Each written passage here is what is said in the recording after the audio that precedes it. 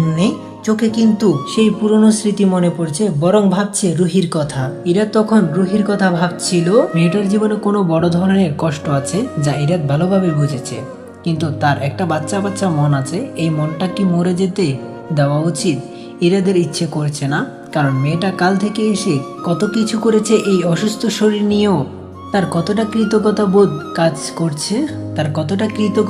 কাজ করে মনে। ইরাদ তো তেমন কিছুই করেনি তার জন্যে। তারপরে মেয়েটা কত লক্ষ্মী, বিশেষ করে তার আচার আচরণ কতটা ভদ্র, ছোটদের মতো তার মন মানসিকতা। এই মেয়েটার মনে কষ্ট না থাকলে সে অনেক ভালো থাকতে পারত, যে কালো আধারের মাঝেও নিজের স্বচ্ছতা দিয়ে আলোকিত করে তুলবে, এবং এই জন্য তাকে মন খুলে বাঁচতে দিতে হবে। আর এই সুখটুকু ইরাদের মনে হচ্ছে দেওয়া উচিত, কারণ ইরাদের মরুভূমির মতো জীবনের মধ্যে মেয়েটা একটা ঠান্ডা সাগর হয়ে এসেছে। তার হাসি দেখলে একটা তৃপ্তি কাজ করে ইরাদের। কাঠপাড়া রোদে একটা ছায়ার মতো লাগে মেয়েটাকে।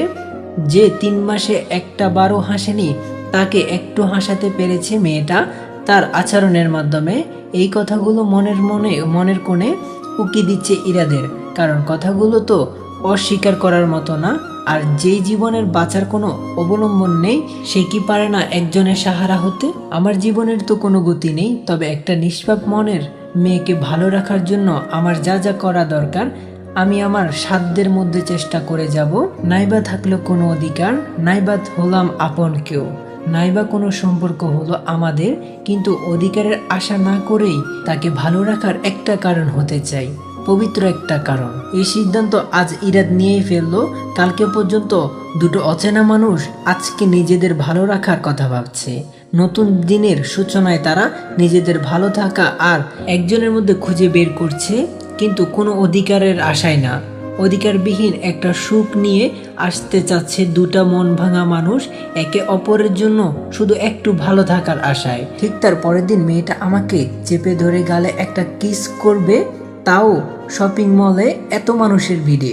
এটা আমি ভাবতেও পারিনি কখনো, কিন্তু হঠাৎ এমন কিছু হওয়াতে আমি চমকে উঠি।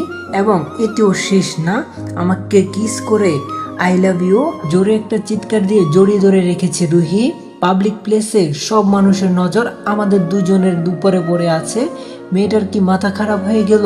কি থেকে কি করছে আর কি বা বলছে এসব?